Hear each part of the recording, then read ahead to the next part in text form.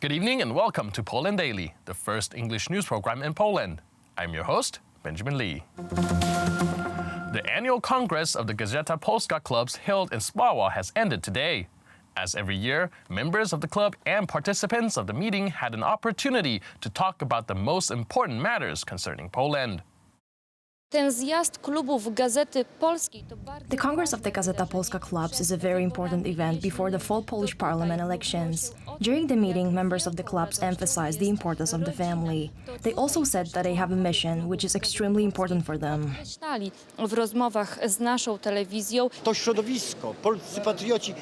This environment, these patriots are not against Russia. We're just defending ourselves from Soviet imperialism, which is a threat to Europe today. We want to do everything we can to make Poland stronger in order to make sure that countries like Estonia, Bulgaria, Romania, Hungary and the entire Central Europe will never be threatened by this imperialism. The Senate, as a caregiver of the Poles living abroad, wants to thank every member of the Gazeta Posca clubs for spreading patriotism and taking care of well-being of our nation. Za umacnianie polskości. Misją ich jest budowa Polski suwerennej. Their mission is to build a sovereign and free Poland, Poland which our children will be proud of. Będą z nich dumne. Z powodów patriotycznych. I'm here because I'm a patriot. I've always been a supporter of the right wing, ever since I was born, because my parents had the same beliefs. Prawicową. I've been here last year and the meetings were very interesting. I decided to be more involved in the club's actions because that way we have an influence on creating the new reality in Poland. We have to defend our Polishness, our identity, our history and culture. I'm an artist but also a patriot. We have to show that we defend our homeland.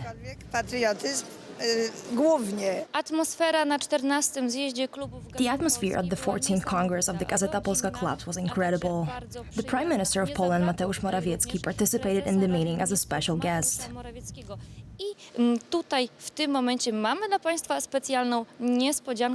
One of the guests of the 14th Annual Congress of the Clubs of the Gazeta Posca newspaper was the Prime Minister of Poland, Mateusz Morawiecki. The Polish PM gave a speech at the city of Warsaw in which he focused mainly on the value of families. A lot was said today about the value of family, so how important should this value be in today's Poland? Tak, rzeczywiście tutaj do Spały w województwie łódzkim. I came here to Spawa directly from Lubartovo, where the nationwide rally of families took place, where we also talked a lot about the value of family, which is the backbone of life for the majority of Poles.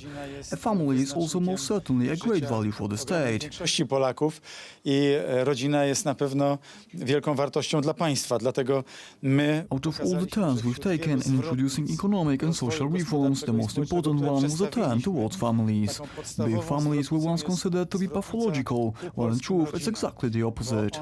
It's the big families which help the Polish society the most, because they raise and take care of our future generations, which will be working for the country and the nation. Służą społeczeństwu polskiemu najbardziej, bo to one kształcą, wychowują. But not only the large families, the ones with 2, 3 or even a single child are very important. We owe it to them. I'm very grateful for all the Polish families for being who they are and help build a strong Poland. Rodzinom za to, że są w Polsce, za to, że dbają o Polskę. Do you have any wishes for the clubs of Gazeta Posca on this occasion? Dla członków klubów Gazety Polskiej. Który to był zjazd? 14. Pani powiedziała. To życzę, żebyśmy... This is the 14th Congress, if I'm not wrong. Well, I wish them to organize 50 more, so our children and grandchildren could participate in them. Doczekać tych zjazdów, żeby nasze dzieci doczekały zjazdów klubów Gazety Polskiej w 20. I want their Poland to exceed our wildest dreams, and I'm sure it will, since the people of the clubs of Gazeta Posca share very similar dreams to mine. I have no doubt that the future Poland will be good, strong and amazing. Klubowiczów Gazety Polskiej są mniej więcej takie jak moje, więc jestem pewien tego, co mówię, że to będzie naprawdę dobra, silna, wspaniała Polska.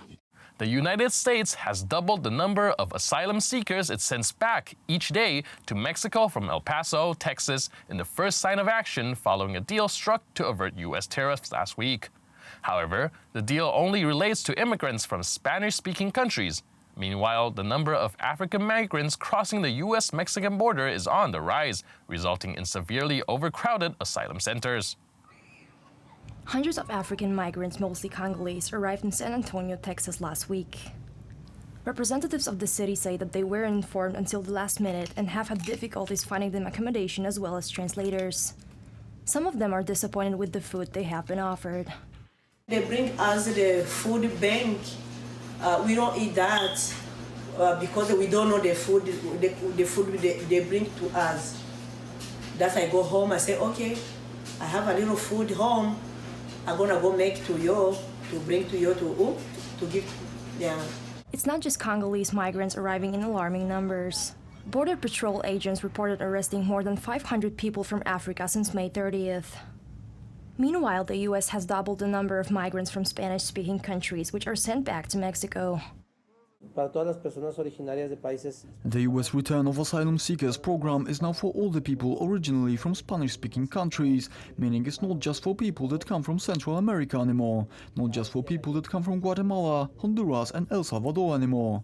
Yesterday, for example, we saw that among those returned there were Cubans and Venezuelans. So we're on the lookout these days because we know that the numbers will increase. Migrants claim that they have been lied to. They live on a street in hard conditions. They put you out on the street without anything, and you have to find somewhere to sleep or stay out in the parks with the other asylum seekers who have been returned. Because it's a lie when you say that you get help, because when you leave immigration here, they don't help you at all.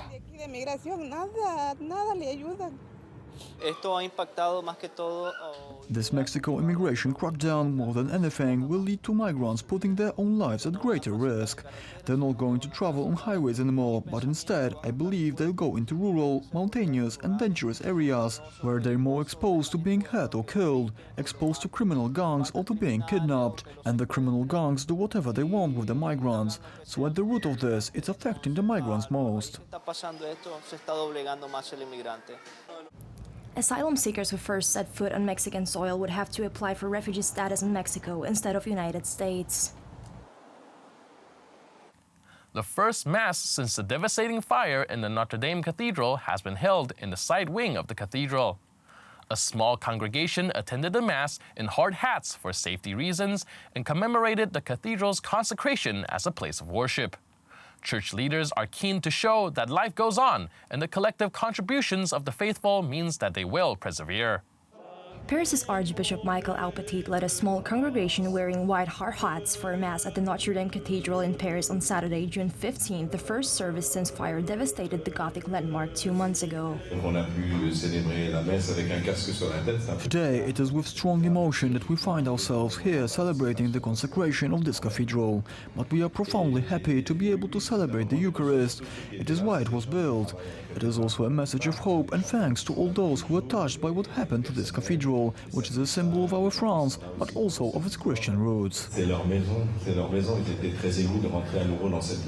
Multiple billionaires, business leaders and others have pledged donations to the historical landmark after the event took place on April 15, where the blaze caused the roof and spire of the architectural masterpiece to collapse, triggering a worldwide outpouring of sadness.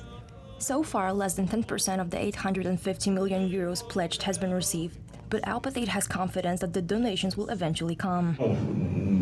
No, I think the donations will come in. It's true that for now they haven't, and we could think that some won't, but on the whole we must trust in people. I trust in people who made those promises. You have to believe in people's words, because if you don't, then we can no longer live together. I think they will come in, but for now we need money quickly. We freed up 3 or 4 million, we didn't have any more than that either way, simply for the consolidation. Just for the consolidation we had to free up 3.6 million to be exact. It was important that we were able to do so. No, it's not too early to hold Mass. A monument such as the Notre Dame continues to live on even if there was a fire. It's not a lost monument, it continues to have life. So it's actually even a very good thing that Mass continues, because we're not going to wait for the cathedral to be rebuilt, so things can start to happen again. It all makes sense to me. French President Emmanuel Macron, meanwhile, has set a target of 5 years for restoring the cathedral, but many experts argue that the project could take more than 10 years to materialize. That's it for today. See you next time on Poland Daily. But stay tuned for the Poland Daily Weather Report, followed by the Poland Daily Business section.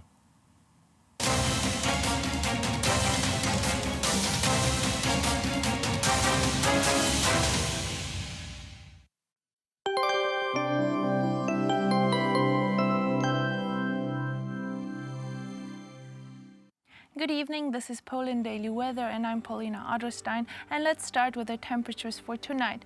So as we can see, quite warm again, 18 degrees will be the minimum in Białystok and the maximum will be 22 degrees in Katowice, yet some thunderstorms will be appearing there and also around Wrocław, Zielona Góra and going up onto the north, so we must be careful again tonight because they will be quite strong. Now let's see the forecast for tomorrow. Very sunny around Bydgoszcz, Poznań, Wrocław, and also in Olsztyn we will see the most sun. Again, some rain will be appearing around Koszalin, Szczecin, and in Zielona Góra. Also in Rzeszów we are expecting some showers tomorrow. Warsaw will see 26 degrees as well as Łódź and Katowice, and that will be the maximum tomorrow, together with Krakow with 27, and Wrocław will see 27 as well. The coolest area will be again Olsztyn with 21 degrees and 22 in Gdańsk and Koszalin. And this is all for now. Join us again for Poland Daily Business.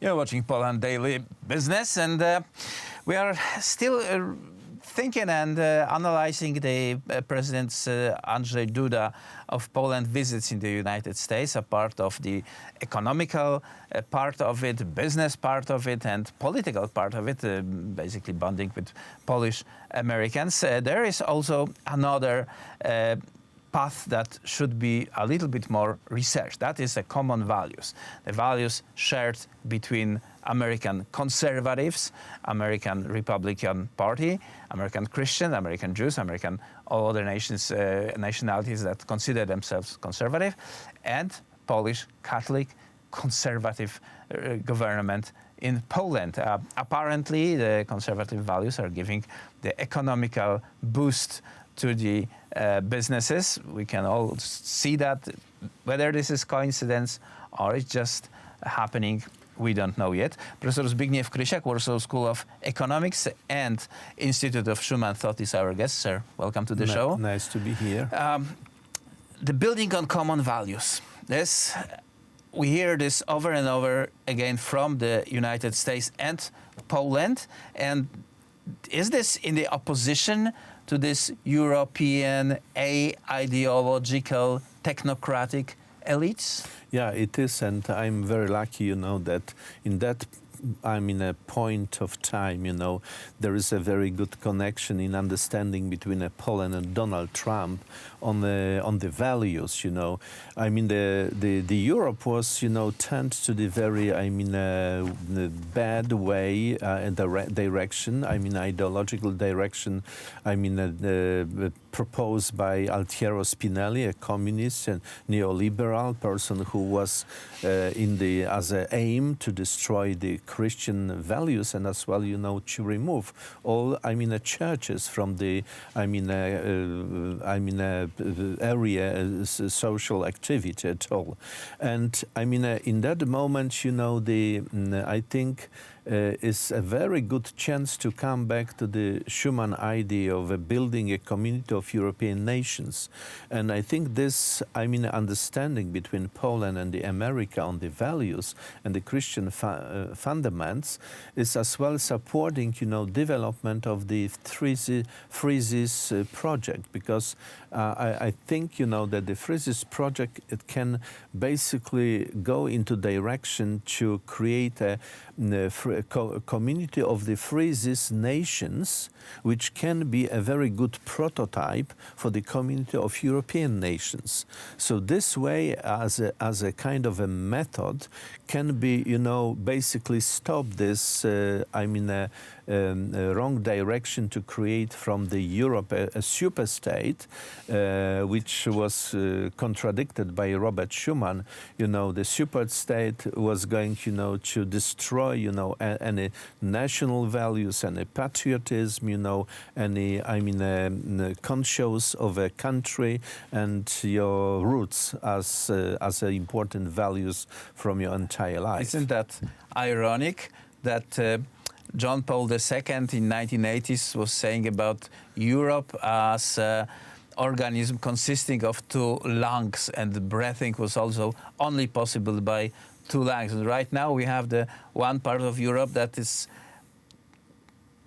walking away from the founding values of the Christian religion. They are adopting this technocratical approach. They are kind of upstanding from the support for local Christians in order to maintain the local Muslim population, and they also are low economical growth, economical problems, huge unemployment. Even in Germany, few of those who came in the recent 5 years attempted to work because they live on welfare. And you have this eastern part of Europe that is still very much industrial, that is very much busy, low unemployment and maybe lower income, but we are trying to share it more, spread this income and make it more just for the lower strata of the society. I think this is an unexpected development. Yeah, it's very good that you referred to that, what John Pope II said about, the two lungs, breathing, the east part and the west part. And, nowadays, America, Donald Trump, seems to be a kind of a doctor who is just, trying to support both parts, the undeveloped, the east part, and the Frisies and the community of the Frisies nations seems to be a kind of a symbol of this east, lang, and the western part is as well a little bit bankrupted or destroyed. And, talking about that, it's my pleasure to remind about the President Lincoln. President Lincoln basically was as well cited by Robert Schuman. Why? Because President Lincoln wasn't a believer, but he was frequently going to the church. And once he was asked by his friend, why you are going to the church? Because you are not a believer. He said, I am going to the church to understand my people who I am gathering, because he respected very much the Christian values, and he was very much aware about how important are values, Christian values, to run the country, to develop the country. And I think that the President Trump is to some certain extent the person who understands. It doesn't matter how he is inside very much believer, but he understands that if you destroy, these fundamentals of Christian, you are going to destroy the country. Do we have a chance to spread this understanding to Great Britain, France, Norway, Sweden?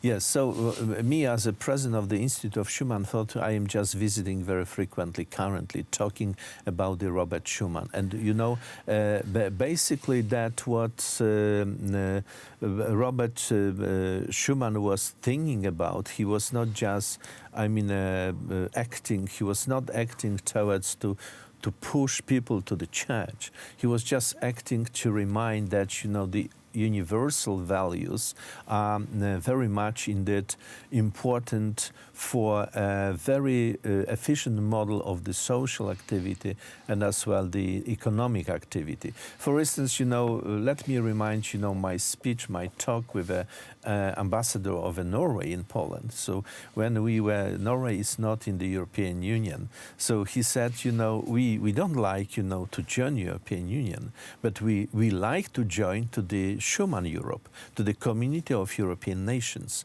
So Norway is, as you know, not that country which is much believers, but they, respect the importance and respect and understand the importance of the Christian value to build the society and the healthy economy. Well, let's hope this understanding will become much more widespread than it is now.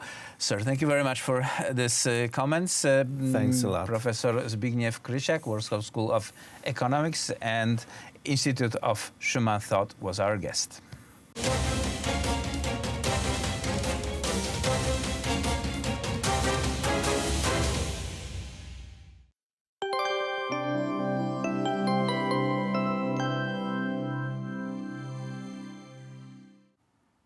Good evening, welcome again to Poland Daily Weather. I'm Paulina Adlerstein. Tomorrow in Poland we are expecting quite high temperatures, yet some areas will be a bit cooler, like the area of Gdańsk and Koszalin, 22 degrees and 21 degrees. Will be seen in Olsztyn. The warmest will be the area of Krakow and Wrocław with 27 degrees. Also Poznań and Bydgoszcz will see 27 and a lot of sun, but some showers will be appearing in the southern parts of the country, also around Koszalin, Szczecin and Zielona Góra. Now let's see what will happen in Europe tomorrow. So very sunny in some places again. Prague 32 degrees, Warsaw 26, Berlin will see 29 as well, 27 in Lisbon, 34 in Madrid, which will be the warmest tomorrow, 33 in the Athens, and again it will be the coolest in Oslo with 18 degrees, and 19 degrees will be seen in Dublin with some showers. This is all for tonight. Thank you and see you soon.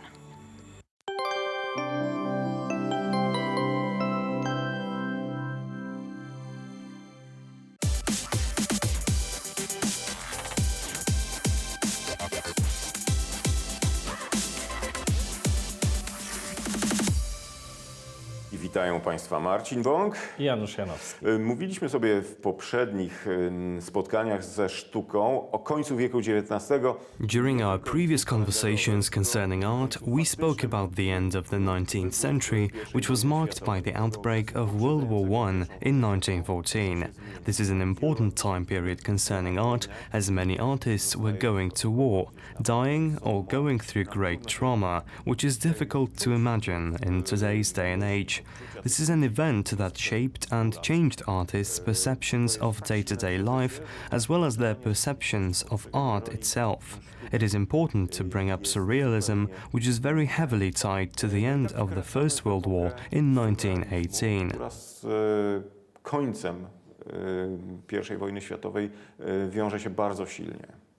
Tak, rzeczywiście. I nawet można powiedzieć, że ta trauma I wojny światowej. It can be said that the trauma from the First World War made significant imprint in the Polish art scenes and culture scenes. On one hand, Dadaism, the futuristic artists, contested reality and order with contempt and a feeling of superiority. Surrealists, however, were perceived to have been going in the other direction. They were not displaying such an aggressive attitude towards the existing description of reality. They were focused on trying to build a new reality, an escape route of sorts. It is crucial to note, however, that similarly to other artistic trends such as Dadaism, Futurism, Russian Constructivism and Surrealism, was also a revolutionary trend. The scripture, which was created in 1924, was named the Surrealistic Revolution. From the very beginnings of the communist establishment, its motives were clear. Jest ten akcent położony na rewolucyjność. I właśnie warto, kiedy mówisz o tej rewolucji. What is also important to note is that Surrealism itself began not with a brush and easel, but with words. There are many names which come to mind concerning Surrealism itself. These were poets, writers, thinkers. One example is Wilhelm Apolinary Kostrowicki, Apollinaire. This was a great poet who made his way into the literary world using exactly this alias, Apollinaire. He died as a result of wounds suffered during World War I, even before the creation of Surrealism. Nevertheless, the name and ideology stems from his mind, this attempt to detach from reality. Another example is André Breton, also not a painter, yet a poet, writer, philosopher. They together created the basis of Surrealism as a revolutionary way to escape reality. This attempt to escape or detach oneself from reality is a prominent motive in the 20th century. Ta ucieczka od rzeczywistości będzie nam jeszcze wielokrotnie w XX wieku wracała. Tak, zdecydowanie tak. Warto tutaj też być może przywołać na zasadzie pewnej... The end of the 18th century, the 19th century, as well as the first half of the 20th century were all dominated by German philosophy. This highlighted an attempt to focus on one's mind and understanding as a basis for creating reality. In Immanuel Kant's theory, reality is inside us. Our senses are a mechanism which allow for making sense of what we ourselves perceive as real. It could have been described as being in a world of self, a world of understanding. It seems that Surrealism was appealing to these theories that what was situated in one's mind was the most real reality in layman's terms. The Surrealists' manifesto was presented by Breton in 1925, 1 year following the establishment of the scripture. At the turn of the 20th century, it could be seen that artists would group together and focus on creating and establishing means of artistic expression. It could be seen, for example, with Pablo Picasso and Georges Braque, Vincent van Gogh and Paul Gauguin, Impressionists, the Barbizon School, all artists working together in their art movements. This also had an effect on Surrealism itself. André Breton was seen as a sort of a dictator of the movement. He was making all of the major decisions, banishing members. Formuła surrealistów jest nieco inna. Otóż Breton jest takim właściwie dyktatorem tego środowiska. Wyrzuca ludzi. Wyrzuca, tak. A great deal of brilliant artists, for example Salvador Dali, were banished from the movement. Salvador Dali zostaje wyrzucony. Tak, bezceremonialnie. It was almost as if he decided himself that he would be put at the head of the artistic movement. From the perspective of art, this situation was almost comedic, as he was banishing the most representative artists. It is very interesting, however, as situations like this were great depictions of the movement itself. It seemed to be similar to a combat unit. Charakteryzujący to środowisko. Ruch surrealistów jest od samego początku praktycznie silnie związany z partią komunistyczną. Oni w pewnym momencie wstępują do francuskiej partii komunistycznej. Or a unit of the Communist Party. Surrealism from its earliest days shows a great tie to the communist parties, with members joining the parties as well. They believed themselves to be at the forefront of the revolution, the physical one as well as the artistic one. When speaking of Surrealism, one must remember that art, in this period of time, was used as a tool to represent ideologies. These ideologies were violent, countercultural and prevalent across the globe. Now, however, let us focus on the artistic layer. During my historic education, I first stumbled upon the works of Surrealists, for example Salvador Dali, which made a great impression on me. It was later that I learned of Hieronym Bosch's late medieval works. I remember thinking, was Hieronym Bosch the first Surrealist, which created his art many years ahead of Dali? Or did Surrealists jump into a time machine and go back to the late medieval ages? Czasu i przenieśli się na moment do późnego średniowiecza? Jak to jest? Rzeczywiście nie tylko Bosch, bo przecież Bruegel, który jakby wszedł w ten obszar wyrazowy. That is a very valid point. Peter Bruegel and Giuseppe Arcimboldo also created art in a similar style to what was known as Surrealism many years later. The only thing to remember here is that these artists were simply making use of cognitive understanding. This was nothing out of the ordinary. This could also be seen in ancient Egypt, the body of a lion on the head of a human. It is a natural attribute of a person who is curious and eager to discover and explore the world. Naturally, we try to understand and comprehend information, and next, this information is toyed with in such a way. This method of creating art was not very prominent throughout the years, yet could have been met here and there. It was just during Surrealism when it was at the highest point. Impressionism questioned Latin tradition and means of expression, the means of referring to reality. It questioned the formal planes, for example, by means of using the chromatic scale, by applying paint in a different manner.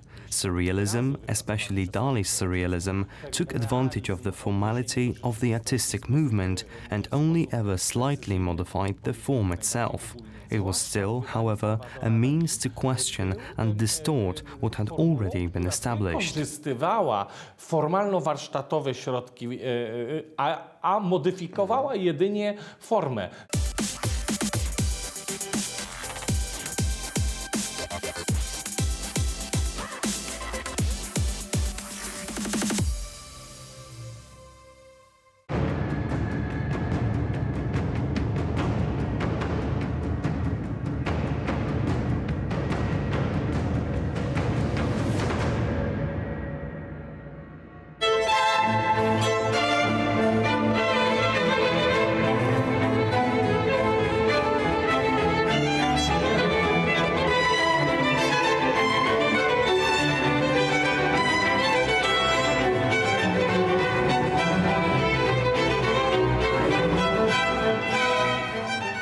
rich history of this place owes much to its geographical location.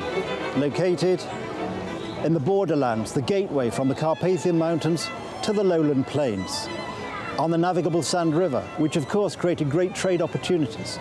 And that is why this town, Przemyśl, grew up. I'm standing here in the market square in Przemyśl at the beginning of our journey, a journey through history which takes us from the end of the Roman Empire to the end of the Second World War, a rich history of people, of buildings, of institutions.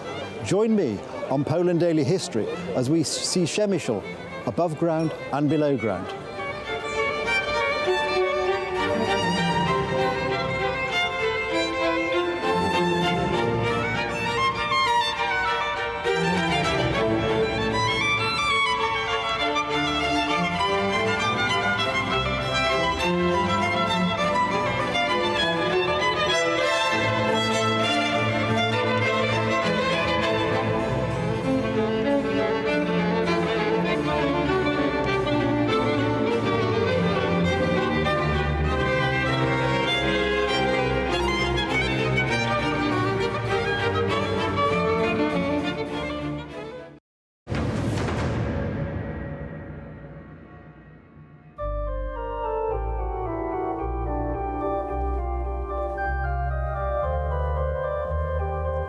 We're here in the nave of the Cathedral of the Blessed Assumption of the Blessed Virgin Mary here in Przemyśl.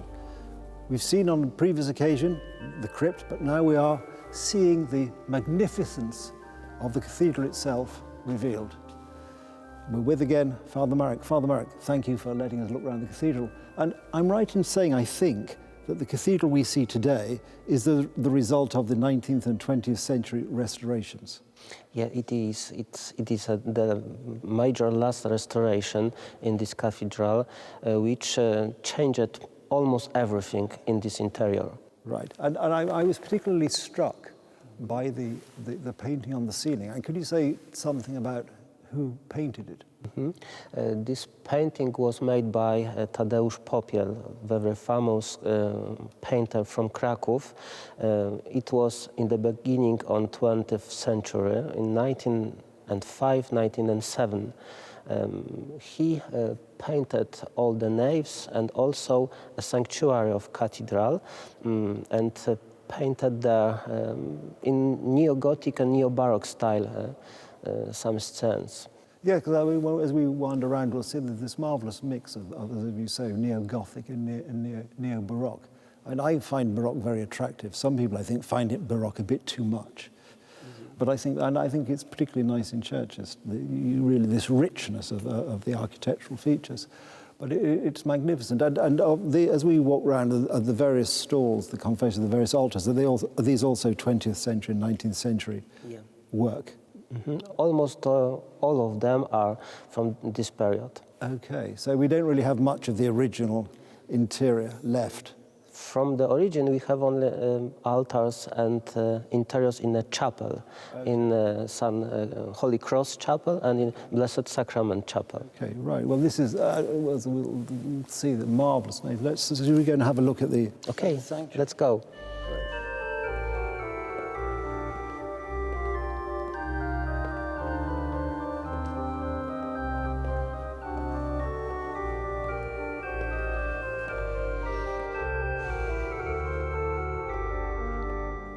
Father Marek, we're here in the presbyterium of the cathedral.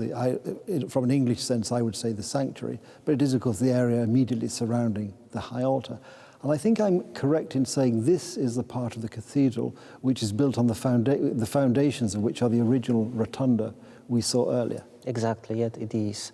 It is this place where we have some foundation of rotunda, which were here in the beginning. Which, as we were discussing earlier, could well be, in fact, probably the original, one of the original cathedrals here. Yeah, it could be. Could be. But I think what we're struck by when we're here is this marvelous vaulted ceiling.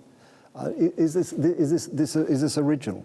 Yeah, it is. It was discovered in late 60s of 20th century, and you can see there some paintings from 1549, perhaps because this date is above the high altar. Oh yes, 1549. Well, that's a remarkable discovery, and because the paint is so bright and so vibrant even today. But I think the other thing that strikes you in this part of the cathedral are these marvelous stained glass windows. I mean, could you say something about each of these windows? Yeah, it's very important for this cathedral because two of these stained glasses were made by Józef Mehofer, very famous Polish painter and artist. This with Saint Stanisław, bishop and martyr, and then the second one, baptized of the Christ in main window. And another three are Saint Kazimierz, Saint Michael, and Archangel, and Our Lady Maria. Yeah, absolutely. But to say this is actually relatively modern, it's still remarkably effective. And on the other side, because we don't have the stained glass, but we have some marvelous paintings. I mean, could you say a few words about those? Yeah, this painting was made by Tadeusz Popiel, the same artist who painted naves and whole interior of the cathedral in the beginning of 20th century. And in these paintings you can see some saints, Saint Valentine, our patron, Saint Joseph, and a vision of the Sacred Heart of Jesus in this one. Marvellous, absolutely fantastic. Because as we look here, this super, really detailed main altarpiece, which I was surprised you were telling me earlier is actually relatively modern. Yeah. From 1894, you can find a date on the tomb of Christ.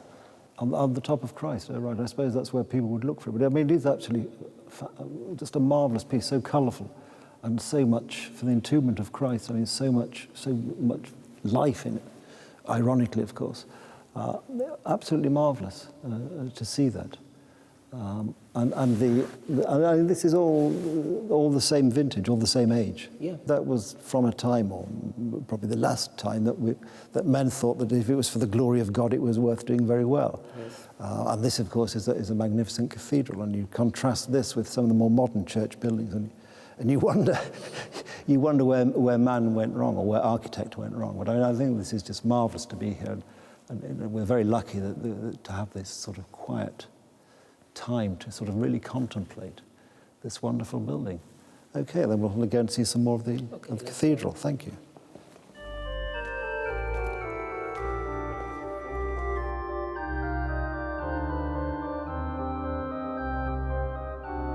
So, Father Marek, as we emerge from the sanctuary, we've walked between these two marvellous altars, which I would say is, well, I'd describe as an explosion of Baroque. Yes. Can you say, but they're not as old as they look, are they? Of course, they are also from beginning of 20th century, but in this altar we have very special sculpture. It is Our Lady of St. Hyacinth, which is a miraculous sculpture made from alabaster, and it is dated on late 15th century, but the legends say that it was brought by Saint Hyacinth from Kiev in 13th century. Right, so this is actually one of the older pieces that you have in the in the cathedral. But I mean, I just think the work, and this is also by the same local sculptor who did the work in the choir. So we have on this side the marvellous Our Lady of St. Hyacinth, and on the other side here we have the altar of the Sacred Heart of Jesus. For me, equally magnificent. I just love this outpouring of energy, this fantastic colour, really beautiful things, and it's remarkable to think that men were able to devote themselves and make these beautiful things.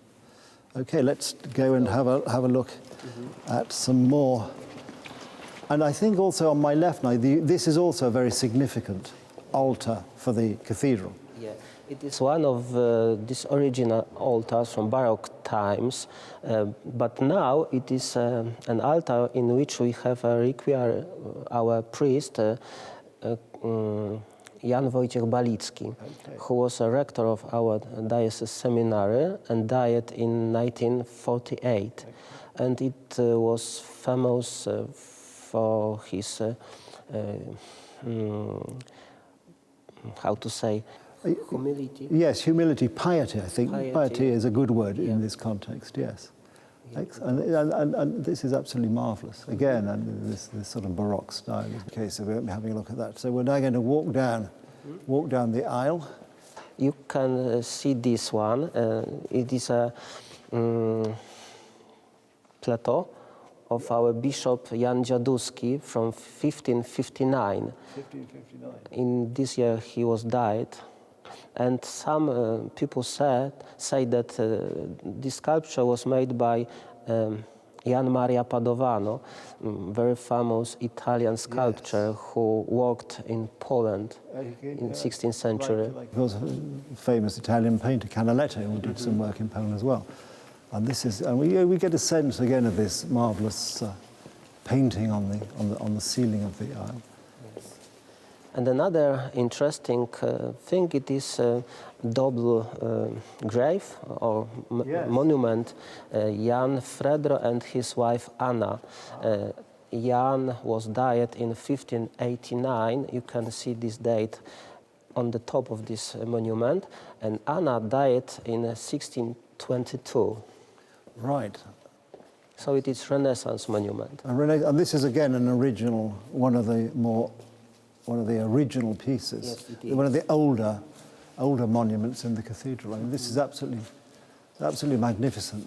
And it's very nice, the idea of the knight and his wife. I say knight because, of course, he's wearing armor and spurs. So the inscription said that they lived together in their life and also asked God to be together after death. And that's lovely, and it's actually very unusual to see this sort of double monument in churches.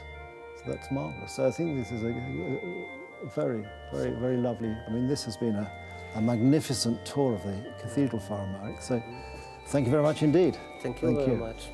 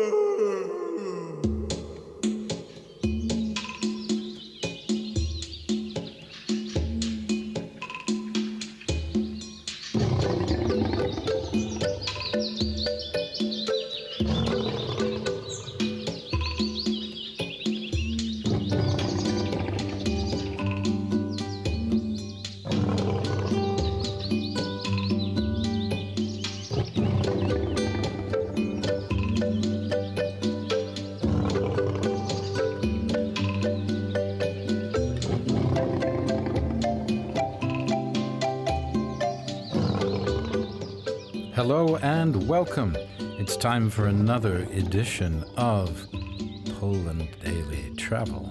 My name's Will Richardson, and this time we'll be taking you on a series of episodes exploring the Warsaw Zoo. It's a peaceful reserve located on the eastern bank of the Vistula River in Warsaw. So come along with us and let's visit the Warsaw Zoo. Hello everybody and welcome back to the Zookeeper's House in the zoo in beautiful downtown Warsaw on the east side of the river. I'm here with somebody who's very important, who knows the whole story about what took place here. This is Olga Zboniakowska, a native Warszawian, a person from Warsaw. And Olga, this is an important room. What took place here? This is a small room, but this is the office. Żabiński worked here. He think here about all And today, this Jan is Żabiński Jan worked. Żabiński, the zookeeper, yes. The head of the zoo, yeah. Today, it's an important place because all books here in this place was original. All library is the library from Dr. Żabiński. Are these prints, or some of these other things that belong to him Yes, as in well? this room is all original. So everything in here was Yes. his stuff, and it remained here, yeah. Of course, we said in the last installment that his son recently died, Yes. age of 87. Yes, this is Yeah, true. a good long life. Good for Yes, him. Richard, yes. He Well, died last month. Did you know him well? Yes. Yes. Was he an amazing guy? He was a very, very good man.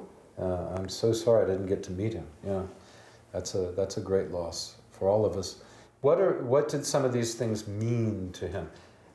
I mean, we see here, he's a zookeeper, and yet he has a rug like this. So the ideas of conservation a little bit different back then, or? This tiger lived here in Warsaw Zoo, but later, because it was in the 70s. Okay.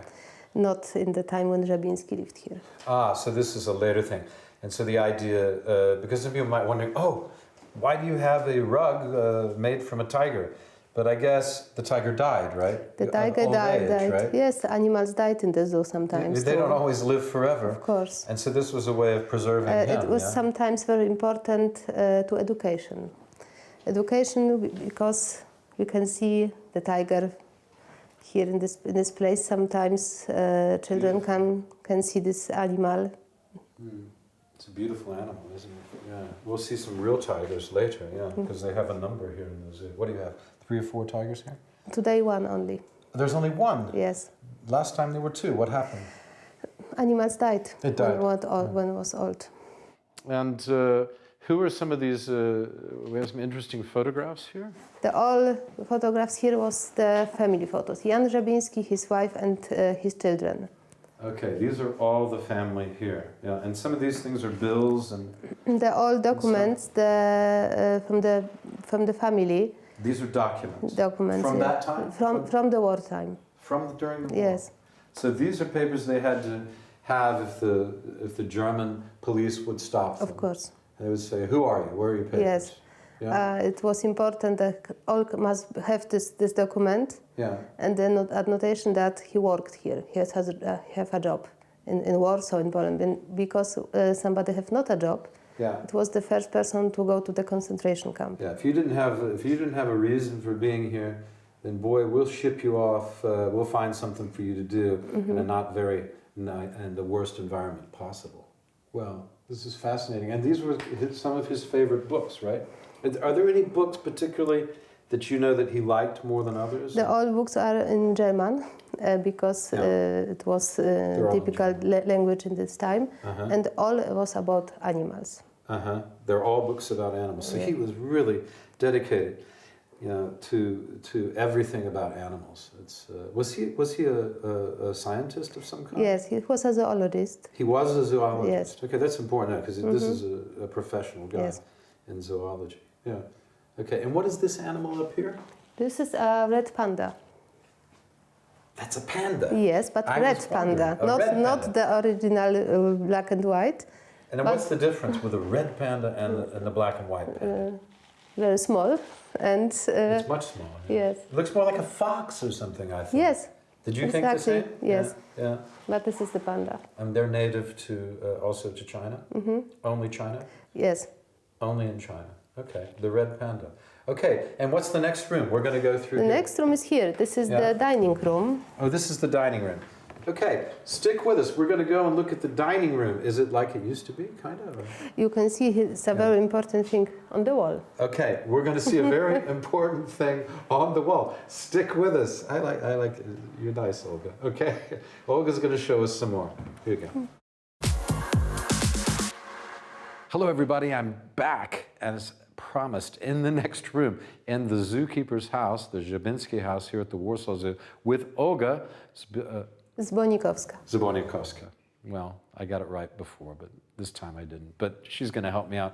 Olga, you said this was important on this wall. What's this all about? The few boxes, this is a very small part of the biggest collection with insects on the world, because the whole collection is 865 boxes like this, collected by a Jewish entomologist, Professor Simon Tenenbaum.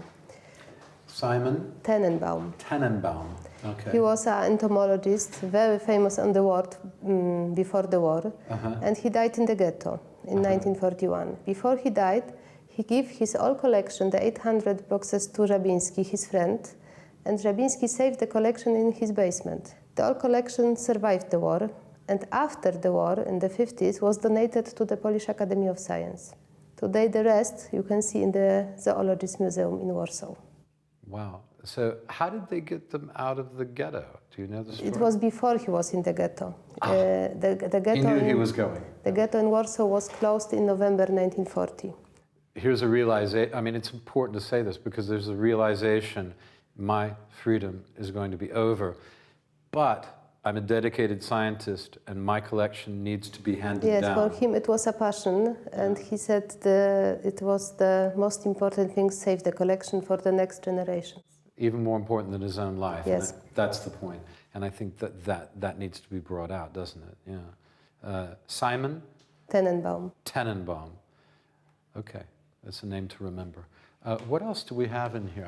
Well, I notice here there's an aquarium, and you said there was an aquarium. The aquarium was in the same place when Żabiński lived here. It was the dining room. Yeah. The table, the chairs, of course. Yeah, a simple dining room. Yes, Yeah. and the aquarium was here too. It's not a grand house, but it's a comfortable house. It's a house you could enjoy with a wonderful surrounding. I mean, it's, as we were saying before previously, a little boy's dream. So his son grew up in a, it was like every little boy would like to grow up like that, I think, yeah.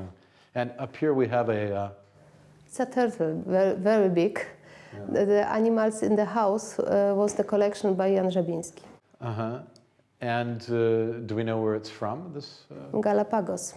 That's a Galapagos tortoiseshell. Very worth knowing. An actual, that's thrilling, a Galapagos tortoiseshell. Would you like to go to the Galapagos? Of course, Yeah, it's a dream. I would too. Okay, something else particularly? This is the room to memory by the person by Professor Tenenbaum and his collection. So it's in memory of Professor Tenenbaum, the entomologist who died in the ghetto, and this cabinet over here. Now these are on the side of that, and tell me about what's in here. A collection by animals, and not only Polish animals. You can see monkeys and birds.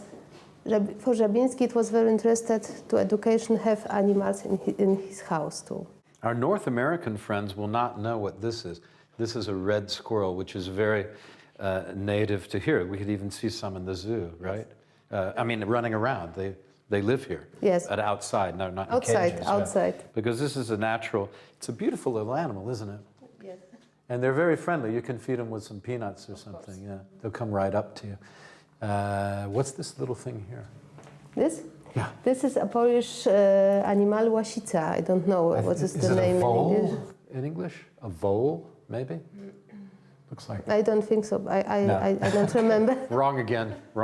Okay, I'm no zoologist. It's obvious. Folks, stick with us. I'm here with Olga Zaboniakowska, and we, in the next exciting installment of our visit to the zoo, I love this, by the way. It's so nice that you let us come in and will talk to us about this place. We're going to go down to the basement, which is where they were hiding the people during the Second World War from the German occupation. So stick with us for the next exciting installment from the zoo in Warsaw.